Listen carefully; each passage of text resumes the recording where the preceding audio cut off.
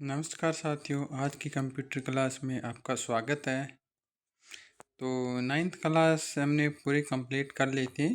उसका दोबारा हम रिवीजन करेंगे। तो इससे पहले हमें अब 10वीं क्लास की कंप्यूटर साइंस को शुरू कर रहे हैं। जो आईटी इंफॉर्मेशन की अवधारणा एक तो नाइन्थ क्लास का सब्जेक्ट था। कंप्यूटर साइंस का जो सूचना प्रौद्योगिकी की अवधारणा सेकंड क्लास 10th में है। तो ये माध्यमिक शिक्षा बोर्ड राजस्थान अजमेर द्वारा ये प्रोवाइड की गई बुक है। तो इसी के सिलेबस के अनुसार हम पढ़ेंगे।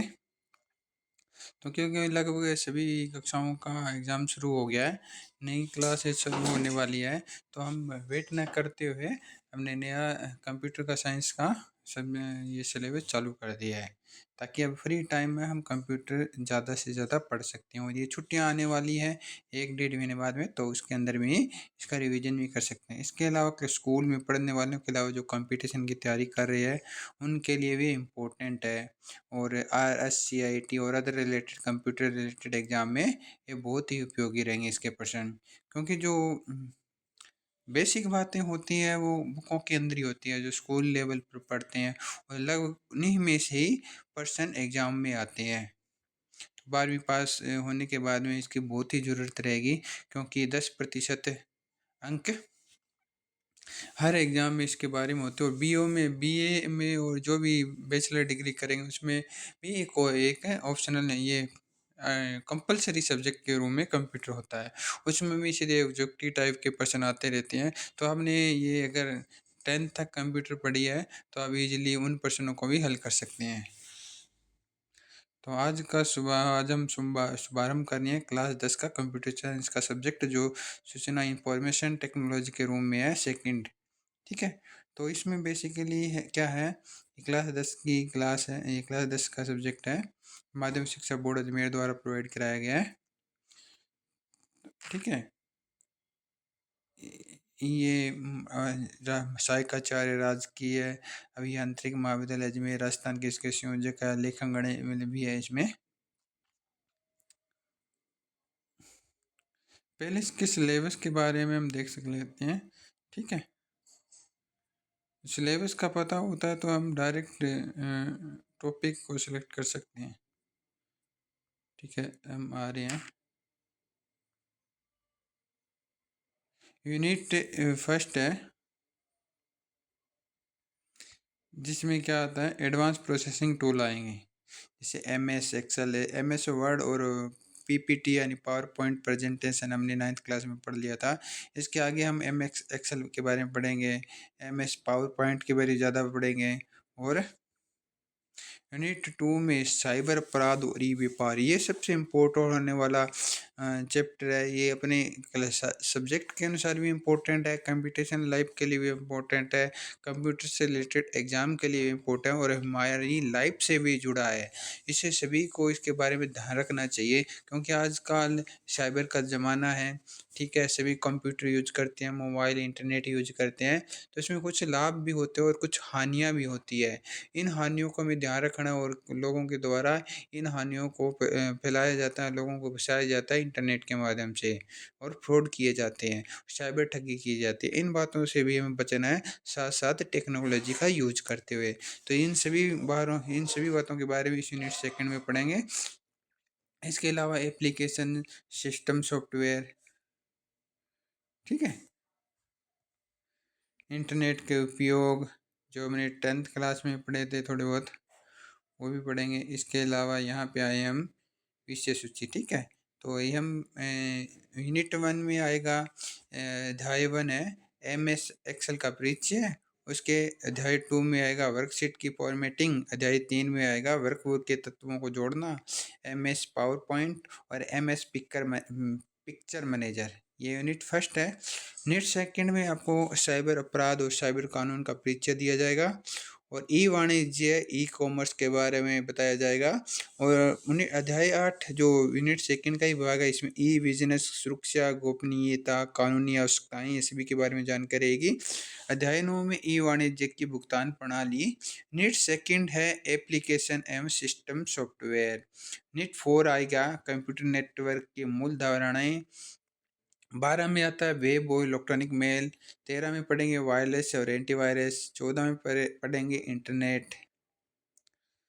तो इसके बाद में ये 5 यूनिट है, उसके बारे में जानकारी करेंगे। तो एम एस एक्सेल के बारे में थोड़ा बाद में पढ़ते हैं। पहले हम सीधा जो इम्पोर्टेंट हमारा टॉपिक है साइबर अपराध वाले सिस्टम में जाते हैं।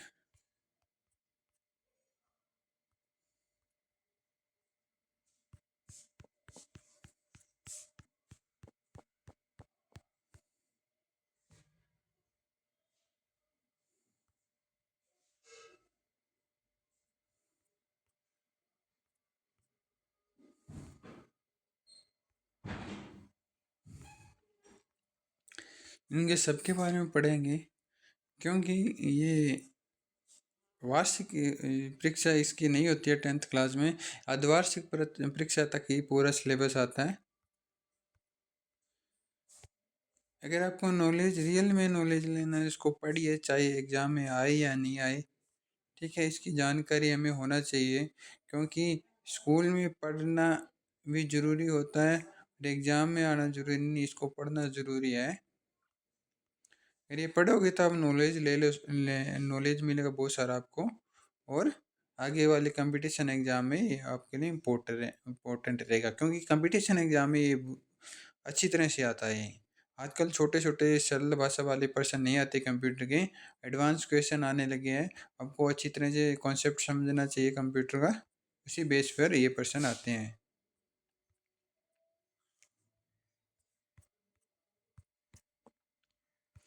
यूनिट फर्स्ट ही है, इसके भाग चल रहे हैं।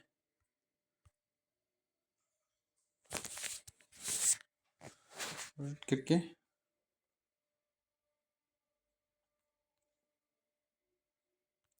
वर्कशीट वाला आ गया है, सेल्स बनाना, ये सभी हम सीखेंगे। आपको इसका बेसिक कॉन्सेप्ट बताया जाएगा, क्योंकि बाकी तो ये एक्सेल वगैरह प्रैक्टिकल होता है, कंप्यूटर पे करके देखना पड़ता है।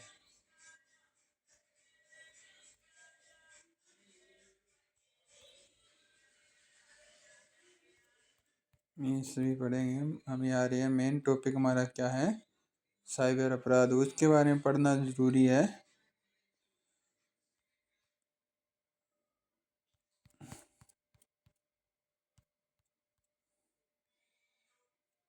लगभग 232 पेजों की ये किताब है। हाँ, हमारा जो टॉपिक है मेन आज का टॉपिक है साइबर अपराध और साइबर कानून का परिचय। तो हम पहले साइबर अपराध के बारे में पढ़ लेते हैं। साइबर अपराध एक आपराधिक घटना है जिसमें कंप्यूटर और नेटवर्क भी शामिल है। इसमें नेटवर्क भी होता है, या नेटवर्क मतलब इंटरनेट और कंप्यूटर। ये जैसे अपराध जनरल में जो आपराधिक घटना होती है, साइबर अपराध भी ऐसी एक घटना है जिसमें कंप्यूटर शामिल होता है, नेटवर्क भी शामिल होता है। इसके साथ ही साइबर अपराध इंटरनेट के माध्यम से आयोजित पारंपरिक अपराध है। इंटरनेट के माध्यम से ये एक जैसे पारंपरिक रूप से जो अपराध होते हैं उसी तरह इंटरनेट पर ही होते हैं अपराध। उदाहरण के लिए जैसे नफरत अपराध, टेलीमार्केटिंग, इंटरनेट धोखाधड़ी, पहचान की चोरी, क्रेडिट खाता की चोरी, ये सभी इसके अंदर ही आती हैं। जब अवैध गतिविधियां एक कंप्यूटर या इंटरनेट के माध्यम से की जाती है तो वह साइबर अपराध माना जाता है। साइबर अपराधों में पारंपरिक रूप से जैसे चोरी, धोखाधड़ी, जालसाजी, मानहानि और शरारत आपराधिक गतिविधियां जो सभी भारतीय दंड संहिता के अधीन है। कंप्यूटर का दुरुपयोग भी सूचना प्रौद्योगिकी अधिनियम से 2000 से है। इसके लिए एक अधिनियम भी है, सूचना प्रौद्योगिकी का IT इंफॉर्मेशन अधिनियम, ठीक है, वो है 2000 से। प्रश्न आ जाता है कंप्यूटर का दुरुपयोग कौन से अधिनियम के अंतर्गत आता है, तो सूचना प्रौद्योगिकी अधिनियम 2000 से है, जिसमें नए अपराधों को सम्मिलित कर लिया गया है। अब ये तो हो गया अपराध क्या होता है, उसको रोकने के लिए कानून भी होना चाहिए ना। तो जैसे हम यहाँ कोई जैसे भौतिक रूप से कोई अपराध करते हैं, उसको रोकने के लिए भी कानून है।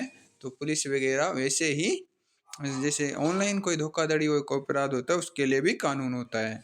साइबर कानून कानूनी मान्यता के लिए इलेक्ट्रॉनिक दस्तावेजों, फाइलिंग और ई-कॉमर्स लेनदेन का समर्थन देने के लिए एक रूपरेखा प्रदान करता है। साइबर अपराधों की जांच करने के लिए कानूनी रूपरेखा तैयार करता है। हम 2 तरीकों से साइबर अपराध को वर्गीकृत कर सकते हैं। पहले एक लक्ष्य के रूप में कंप्यूटर। कहीं एक कंप्यूटर का उपयोग करके अन्य कंप्यूटर पर हमला करने के लिए, मतलब उसको हमला करना वैसे तोड़-फोड़ करना ज़रूरी नहीं है। इसका मतलब है उसकी जो जानकारी चुराना। एक कंप्यूटर से दूसरे कंप्यूटर की जानकारी चुराना के इससे मतलब है, ठीक है? उदाहरण के लिए जैसे हैकिंग, वायरस हमले, डीओएस हमले आदि है। एक हथियार के रूप में कंप्यूटर।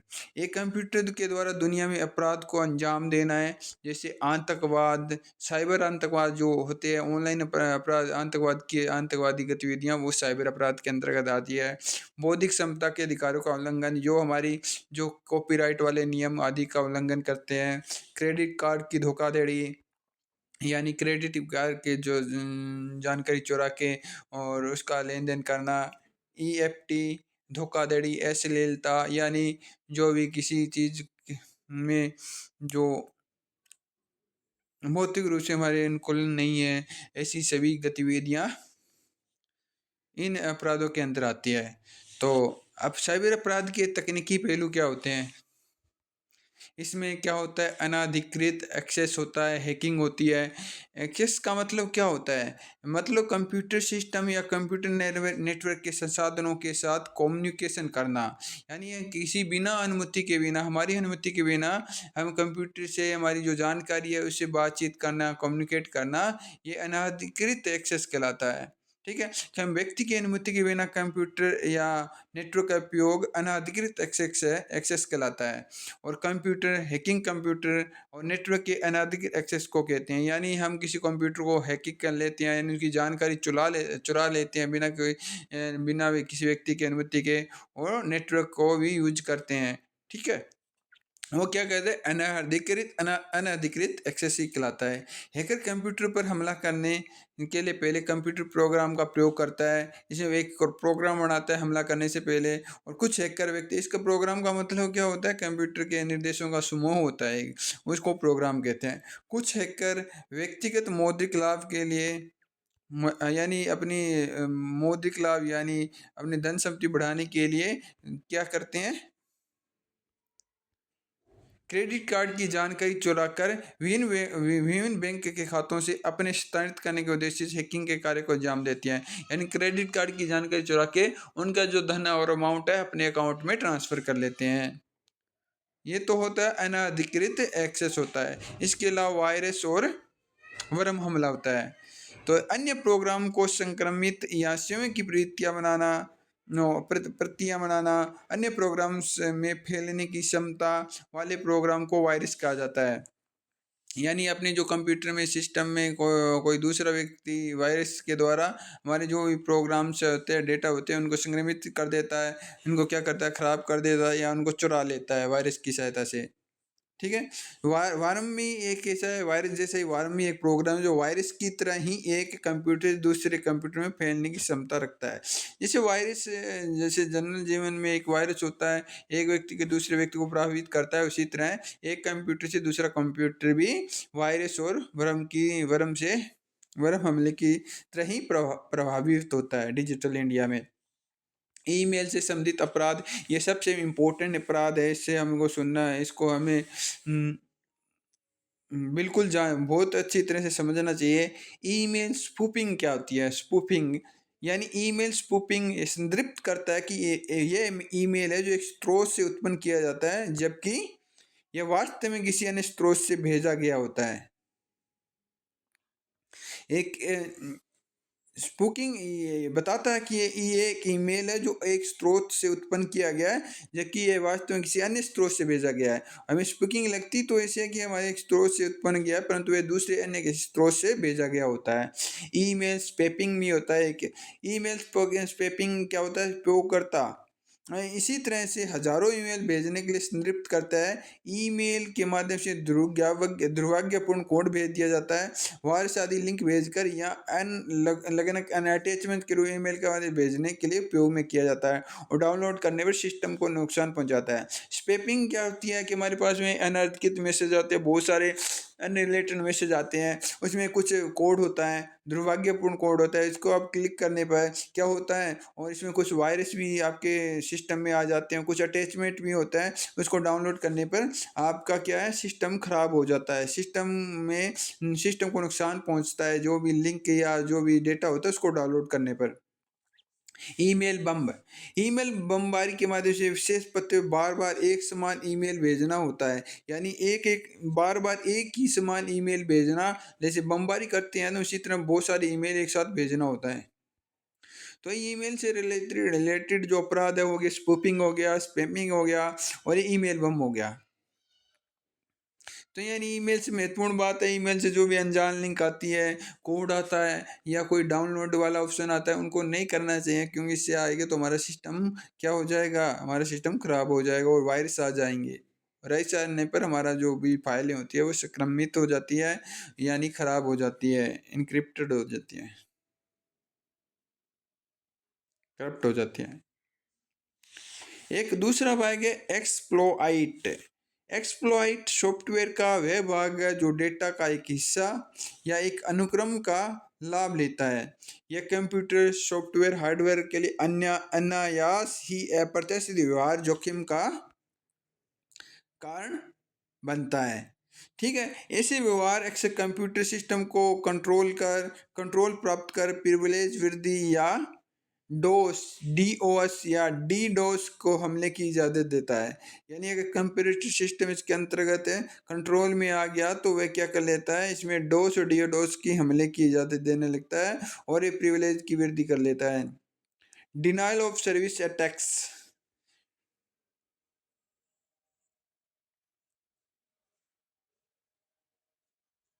ठीक है, ये कंप्यूटर डीओस का मतलब क्या है, डिनाइल ऑफ सर्विस होता है, डिनाइल ऑफ सर्विस या डीडोस होता है। ठीक है, तो एक कंप्यूटर संसाधन की लिमिट से अधिक अनुरोध जो अधिकृत उपयोगकर्ताओं के लिए सेवा का उपयोग करने से इनकार यानी डिनाइल ऑफ सर्विस का कारण बनता है।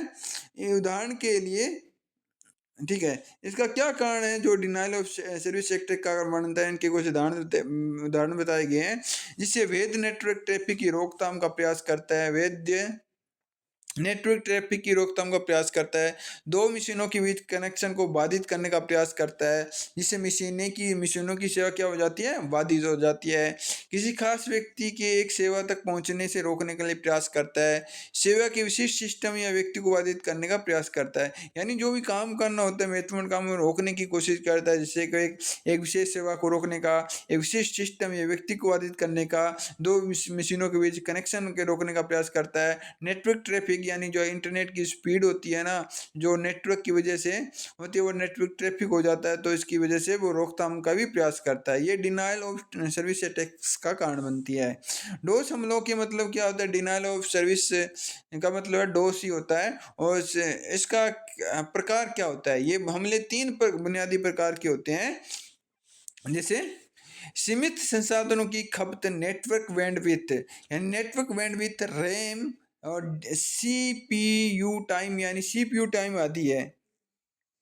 पहला क्या, सीमित साधनों की खपत होती है, जैसे नेटवर्क बैंडविड्थ हो गई, रैम हो गया, सीपीयू टाइम हो गया। इसे इसे विनाश या कॉन्फ़िगरेशंस जानकारी का परिवर्तन करना और भौतिक विन्यास या नेटवर्क घटकों का परिवर्तन करना। ये कॉन्फ़िगरेशन की जानकारी को परिवर्तन करता है और भौतिक विन्यास या नेटवर्क घटकों का परिवर्तन करना आता है, और सीमित संसाधनों की खपत भी होती है इसमें। ये सभी क्या है, डीडोस हमलों के प्रकार है, डोस हमलों के प्रकार यानी डिनाइल ऑफ सर्विस के प्रकार है। इसके अलावा एक तो डीडोस होता है, यानी डिनाइल ऑफ सर्विस को डी के जैसे distributed denial of service. DDoS का आक्रमण इंटरनेट का उपयोग करके कंप्यूटर और उन्हें एक अन्य नेटवर्क पर हमला करने के उपयोग के लिए इस्तेमाल में किया जाता है। इंटरनेट से सैकड़ों हजारों कंप्यूटर सिस्टम ज़ॉम्बीज में बदलकर या किसी अन्य सिस्टम या वेबसाइट पर हमला करने के लिए इस्तेमाल में किया जाता है। ये क्या करते हैं, क्या कर इसका उपयोग क्या करता है?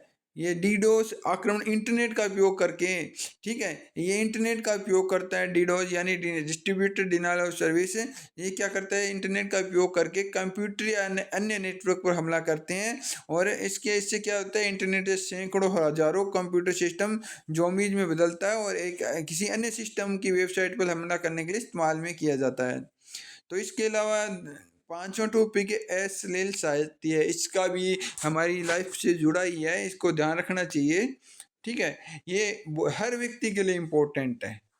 आजकल जो सोशल मीडिया चलाते हैं ना, उनके लिए सबसे महत्वपूर्ण है, अपनी जो जानकारी शेयर करते हो तो उसको ध्यान में रखना चाहिए। इसके आपके साथ में कुछ भी हो सकता है। अश्लील साहित्य का वर्णन यौन उत्तेजना पैदा करने वाले यौन कार्य पुस्तकों, फ़िल्मों आदि के माध्यम से होता है। इंटरनेट के उपयोग से अश्लील वेबसाइट, अश्लील वीडियो, चित्र, तस्वीर, लेखन, अश्लील सामग्री डाउनलोड और संचारित की जाती है। इससे क्या होते हैं? जो अश्लील वीडियो डाउन करते हैं, वेबसाइट ओपन करते हैं और चित्र और अश्लील सामग्री डाउनलोड करते हैं, तो इसका मेरे सबसे ज़्यादा ये वायरस आपके मोबाइल में आ जाते हैं या वो आपको झांसा दे देते हैं, आप ऐसे करोगे तो आपको उत्तेजित कर देते हैं। आप उत्तेजित करके उन लिंक पर अनजान लिंक पर क्लिक कर देते हैं या कुछ आप पेमेंट करने को भी मजबूर हो जाते हैं। लो अकाउंट बनाने की भी कोशिश करते हैं। तो इनकी जाँचों की वजह से या इनकी धोखाधड़ी से आप इसके गिफ्ट में आ जाते हैं, ठीक है? कुछ जैसे कोई ऐसी कहानियाँ भी पढ़ता है, अश्लील कहानियाँ भी, पुस्तकें भी, मूवियाँ भी देखते हैं। तो वो कुछ बातें बोलते हैं क्योंकि हम उनमें आदी हो जाते हैं तो उनकी बातों को मानने लगते हैं और हम मजबूर हो जाते हैं ताकि जल्दी वो बताता है आगे और अच्छा वीडियो देखें और अच्छे अश्लील बातें सुनने के लिए ऐसे करना है, लॉगिन करो, ठीक है? और अकाउंट बनाओ और अकाउंट ट्रांसफ़र करो। इन सभी बातों से लोग फँस जाते हैं और ये क्या हो जाते हैं? साइबर अपराध की गिरफ्त में आ जाते हैं। तो ये लुभावनी बातें देता है, जैसे लुभावनी वीडियो आप यूट्यूब वीडियो देखते रहते हैं, उसी तरह अश्लील बातें और अधिक लुभावने लुभावने तरीके से आपको दिखाते हैं। अगर एक बार ये गंदी एक ऐसी जैसे अपनी गंदी आदत होती है लाइफ़ में भी, वैसे ही एक ऑनलाइन गंदी आदतें हैं ये। तो अपने छोटे बच्चे होते हैं भाई-बहन को उनको ध्यान रखना चाहिए इन बातों को, क्योंकि उनको पता नहीं होता है क्या चीज़ें हैं और ये इनको वो धीरे-धीरे वो ऐसे शुरू से देखते जाएँगे तो आदी होते जाते हैं। जैसे नशा करना, तम्बाकू सेवन करना, इसी तरह ये गंदी बातें हैं। इसको पॉर्न इंडस्ट्री के नाम से जाना जाता है। इसके अलावा छठा पॉइंट है साइबर आतंकवाद। ठीक है, इंटरनेट के उपयोग से लक्षित हमलों सबसे अधिक इन पर जैसे सैन्य प्रतिष्ठानों, विद्युत संयंत्रों, वायु यातायात नियंत्रण, बैंकों, निशान यातायात नियंत्रण, दूरसंचार नेटवर्क, पुलिस, चिकित्सा, आग और बचाव प्रणाली आदि पे किए जाते हैं। जैसे आतंकवादी क्या बनाते हैं सबसे प्रभावित जैसे जैसे कुछ अच्छी प्रस्थान जो जिससे इकोनॉमी अच्छी होती है, जहाँ पे जनता इकट्ठी होती है, तो उनका ही टारगेट बनाता है। इसी तरह हमारे जो ये आतंकवादी होते हैं, साइबर आतंकवादी, वो उन्हीं को टारगेट करते हैं जहाँ पे सबसे ज़्यादा डेटा आता है। जैसे हॉस्पिटल में आता है, संचार नेटवर्क में आता है, यातायात नियंत्रण के पास में आता है, सैन्य प्रतिष्ठानों के बाद में आता है, ताकि वो उन पे अटैक करके उनके डेटा को चुरा के देश की इकोनॉमी को बिगाड़ने के लिए काम में यूज़ किया जाता है, ताकि यही साइबर आतंकवाद की तरफ होता है। क्योंकि आतंकवादी क्या करते हैं? भीड़ वाले स्थानों पर बम वगैरह बमबारी करते हैं। उसी तरह ये साइबर आतंकवादी क्या होते हैं? जहाँ पे डेटा ज़्यादा होता है ना, वहाँ उन सिस्टमों को हैक करने की कोशिश करते हैं। साइबर आतंकवाद के कारणों के लिए नीचे दिए गए आधुनिक आतंकवादियों के लिए एक आकर्षक विकल्प है, ठीक है? तो ये पारंपरिक आतंकवादी तरीकों से सस्ता है। साइबर आतंकवाद अधिक पारंपरिक आतंकवादियों की तरीकों से अनाम है, विविधता और लक्ष्य की संख्या ज़्यादा है। साइबर आतंकवाद दूरस्थ से किया जा सकता है। ये फीचर आतंकवादियों को अपील कराता है। यानी आतंक जो नॉर्मल है भौतिक रूप से आतंकवादी क्या उस जगह पर पहुंचना पड़ता है या अपना अपने शव को बम के रूप में यूज करना पड़ता है, पर ऐसा नहीं है। हम किसी दूसरे बहुत दूर जगह पर बैठे हुए किसी दूसरे सिस्टम का डेटा चुरा सकते हो और आर्थिक तंगी का कारण बना सकते हैं। साइबर आतंकवाद में एक बड़ी संख्या में लोगों को सीधे प्रभावित करने की क्षमता है। इससे हम लोगों को भी डिमोटिवेट भी कर सकते हैं। इसके अलावा बैंकिंग, क्रेडिट कार्ड संबंधित अपराध, कॉरपोरेट की दुनिया में इंटरनेट हैकर्स लगातार बैंकिंग और स्थानीय वित्तीय जानकारी या पहुंच के लिए कंपनी की सुरक्षा को समझौता करने की अवसर को देख रहे हैं। ये चोरी या कार्ड जानकारी या नकली क्रेडिट या कार्ड का उपयोग आम है। तो ये बैंकिंग और कार्ड की जानकारी यूज करके आपको नकली क्रेडिट कार्ड, डेबिट कार्ड का भी का एक रूप बना के उसको यूज करने के लिए मजबूर कर देते हैं।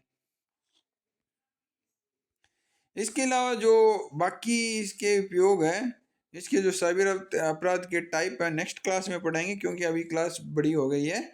ठीक है, तो आज के लिए इतना ही।